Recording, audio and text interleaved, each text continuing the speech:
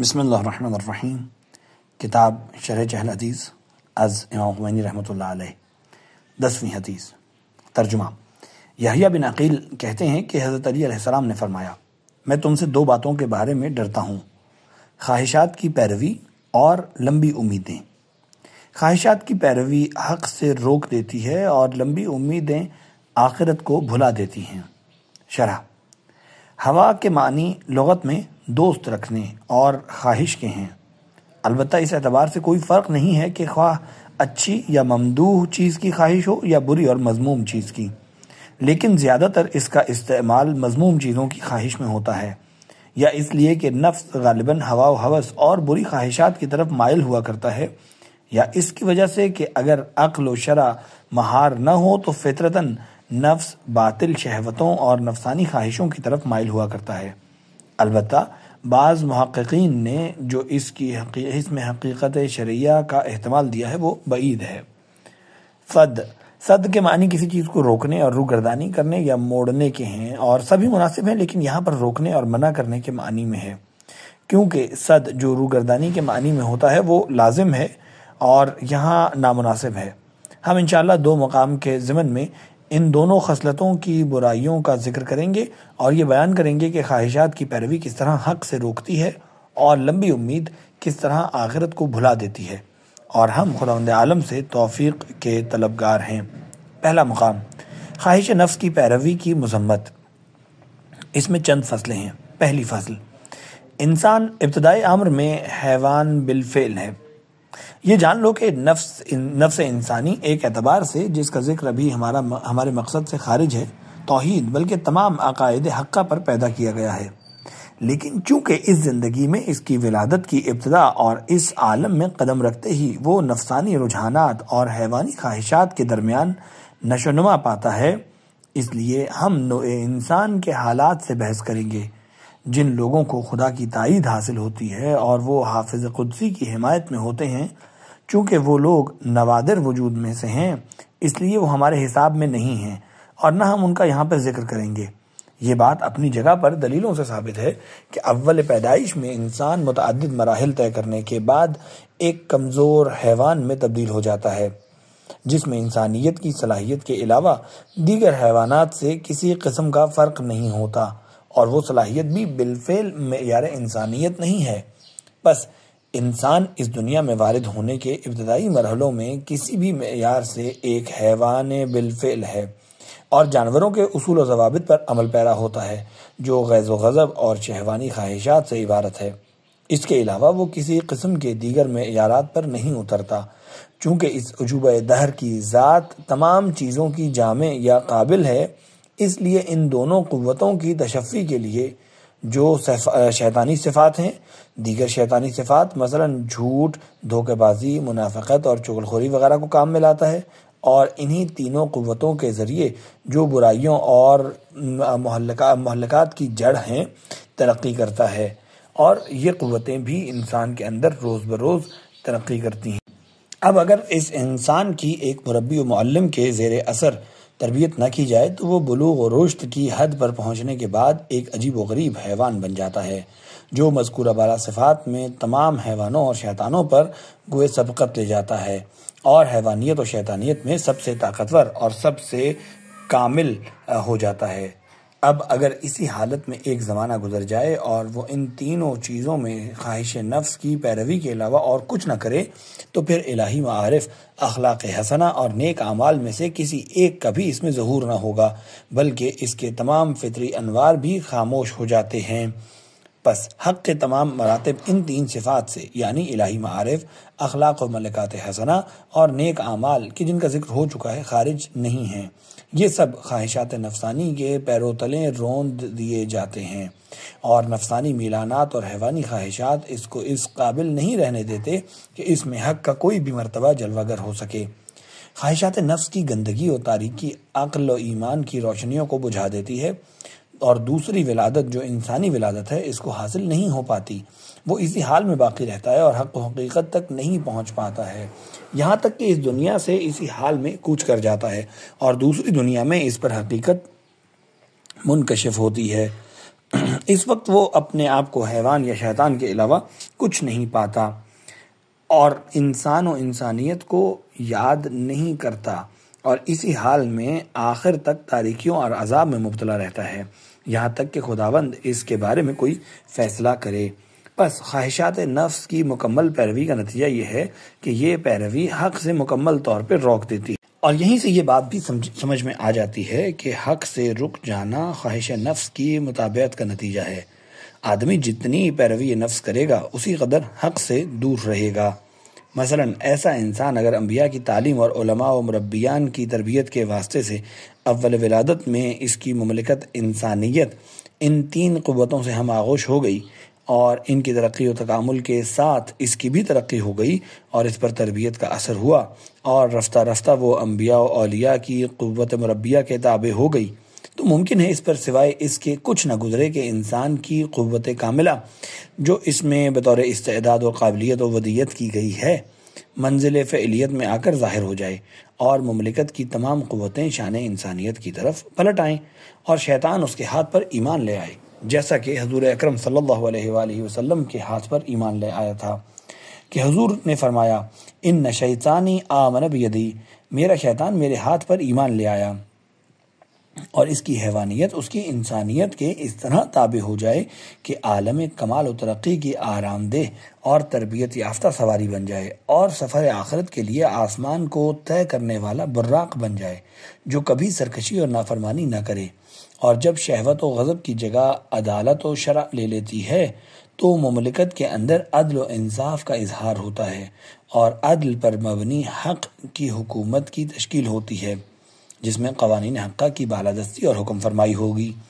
اس حکومت میں حق کے خلاف کوئی قدم نہیں اٹھایا جاتا، اور وہ باطل اور ظالم سے بالکل خالی ہوتی ہے۔ بس جس طرح حق کے روکنے کا معیار نفسانی خواہشات کی پیروی ہے، اسی طرح کی دعوت حق کا معیار عقل و شرع کی مطابقت اور پیروی ہے، اور ان دونوں منزلوں اور خواہشات نفس کی مکمل پیروی اور عقل و شرع کی مکمل پیروی کے درمیان غیر متناہی منازل ہیں۔ اس عنوان کے خواہش نفس کی پیروی میں جتنے بھی قدم اٹھائے جائیں گے اسی انداز سے حق سے دوری ہوگی، حقیقت پردے میں چھپ جائے گی، اور کمال انسانی کے انوار اور آدمیت کے اسرار وجود محجوب ہوتے جائیں گے۔ اس کے برعکس جو قدم خواہش نفس کے خلاف اٹھے گا اسی قدر حجاب دور ہوگا اور نور حق ظاہر ہوگا۔ دوسری فصل، خواہش نفس کی پیروی کی مذمت۔ خداوند عالم ہوا و ہوس اور خواہشات نفس کی مذمت میں فرماتا ہے اعوذ باللہ من الشیطان الرجیم ولا تتبع الہوا فیضلک عن سبیل اللہ، اور نفسانی خواہشات کی پیروی نہ کرو، وہ تمہیں خدا کی راہ سے بہکا دے گی۔ خداوند عالم ہوا و ہوس اور خواہشات نفس کی مذمت میں فرماتا ہے اعوذ باللہ من الشیطان الرجیم ولا تتبع الہوا فیضلک عن سبیل اللہ، اور نفسانی خواہشات کی پیروی نہ کرو ورنہ یہ تمہیں خدا کی راہ سے بہکا دے گی۔ دوسری آیت میں ارشاد ہوتا ہے ومن اضل ممن اتبع ہواہ بغیر ہدی من اللہ، اور جو شخص خدا کی ہدایت کو چھوڑ کر اپنی ہوا و ہوس کی پیروی کرے اس سے زیادہ گمراہ کون ہوگا۔ کافی شریف میں اسناد کے ساتھ حضرت امام محمد باقر علیہ السلام سے مروی ہے، آپ نے فرمایا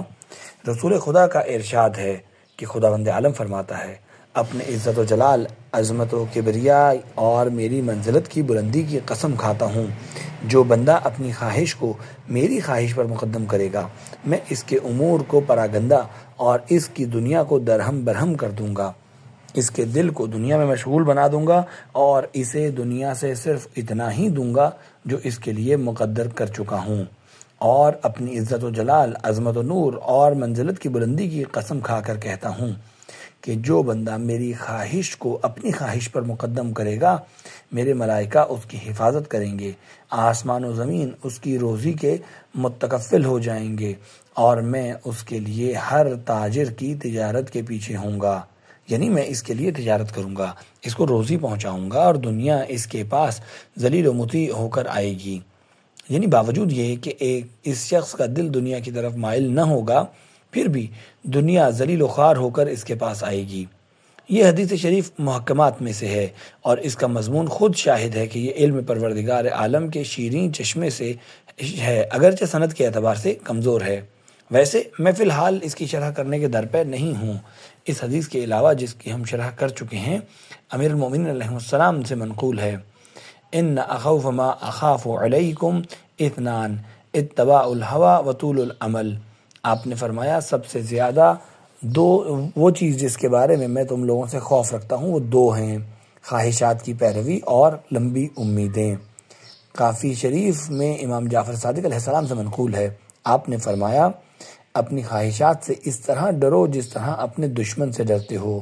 لوگوں کے لیے خواہش نفس کی پیروی اور ان کی زبانوں سے نکلے ہوئے جملوں سے زیادہ کوئی دشمن نہیں ہے۔ اے میرے عزیز، یہ جان لو کہ خواہش نفس اور اس کی آرزوؤں کی کوئی انتہا نہیں اور اس کی لذتوں کی کوئی حد نہیں ہے۔ اگر کسی نے اس کے لیے ایک قدم اٹھایا تو وہ چند مزید قدم اٹھانے پر مجبور ہے۔ اگر اس نے ایک خواہش نفس کی پیروی کر لی تو چند اور کی پیروی کرنے پر مجبور ہوگا۔ اگر خواہش نفس کے سامنے ایک دروازہ کھول دیا تو پھر بہت سے دروازے اس کے سامنے کھولنے پڑیں گے، اور کبھی تم نفس کی ایک پیروی کی وجہ سے کئی برائیوں اور ان سے ہزاروں ہلاکتوں میں مبتلا ہو سکتے ہو، یہاں تک کہ خدا نخواستہ آخر وقت میں یہ بھی ہو سکتا ہے کہ حق کے تمام راستے تمہارے لیے بند ہو جائیں، جیسا کہ خداوند عالم نے قرآن مجید میں اس کی خبر دی ہے۔ البتہ خود امیر المومنین علیہ السلام ولی امر مولا مشکل کشا مرشد کامل سرکار ہدایت رہنمائے انسانیت حضرت علی علیہ السلام نے اس سے اظہار خوف فرمایا ہے، بلکہ روح مکرم رسول اکرم اور ائمہ ہدی علیہ السلام نے بھی اضطراب و وحشت کا اظہار فرمایا کہ کہیں درخت نبوت و ولایت کے پتے خزاں رسیدہ ہو کر گرنے نہ لگیں۔ رسول اللہ صلی اللہ علیہ وآلہ وسلم نے فرمایا، شادی کرو تاکہ بچے پیدا کر سکو، بے شک میں تم لوگوں کے ذریعے دوسری امتوں پر فخر کروں گا، چاہے سخت شدہ بچے ہی کیوں نہ پیدا ہوں۔ اور یہ معلوم ہے کہ اگر انسان کسی ایسے خوفناک راستے میں پڑ جائے جہاں یہ خطرہ ہو کہ انسان ہلاک ہو جائے گا اور اس کے والد حقیقی یعنی رسول اللہ کے نافرمان ہونے کے اسباب پیدا ہو جائیں گے اور رحمت العالمین اس سے ناراض ہو جائیں گے، تو سوچو وہ کتنا بدبخت شخص ہے، پس پردہ کتنی مصیبتیں اور المیے ہیں۔ بس اگر رسول اللہ کی معرفت رکھتے ہو اور مولا علی علیہ السلام سے محبت رکھتے ہو اور ان کی اولاد طاہرین کو دوست رکھتے ہو تو ان کے مبارک قلوب کو خوف و اضطراب سے باہر لاؤ۔ قرآن مجید کے سورہ ہود میں ہے، فاستقم کما امرت ومن تاب معک، پس اے رسول جیسا کہ آپ کو حکم دیا گیا ہے اور آپ کے ساتھ وہ لوگ بھی جنہوں نے کفر سے توبہ کی ہے، ثابت قدم رہیے۔ حدیث میں آیا ہے کہ رسول خدا صلی اللہ علیہ وآلہ وسلم نے فرمایا، شیبتی سورۃ ہود لمکان ہذہ الآیات، مجھے سورہ ہود کی اس آیت نے بوڑھا کر دیا۔ شیخ عارف کامل شاہبادی نے فرمایا کہ یہ آیہ مبارکہ سورہ شورا میں بھی آئی ہے، لیکن وہاں پر ومن تاب معک نہیں آیا ہے، اس لیے حضرت رسول نے سورہ ہود کے ذکر کو مخصوص فرمایا، کیونکہ سورہ ہود میں خدا نے استقامت امت کا حکم بھی آپ ہی کو دیا ہے، اور حضرت کو یہ خوف تھا کہ ہو سکتا ہے یہ کام نہ ہو سکے، ورنہ خود حضرت استقامت رکھتے تھے، بلکہ حضور اسم الہی عدل کے مظہر تھے۔ لہٰذا اے میرے بھائی، اگر آپ اپنے آپ کو حضرت صلی اللہ علیہ وآلہ وسلم کے پیروکاروں میں سمجھتے ہیں اور اس ذات مقدس کا اپنے آپ کو محکوم مانتے ہیں تو اپنے برے اور ناشائستہ اعمال کی وجہ سے ان کو شرمندہ اور شرمسار نہ کیجیے۔ آپ خود دیکھیے، اگر آپ کی اولاد یا دیگر رشتہ دار برے اور نامناسب کام کریں جو آپ کی شان کے خلاف ہوں تو آپ لوگوں کے سامنے کتنے شرمندہ اور سرفکندہ ہو جائیں گے۔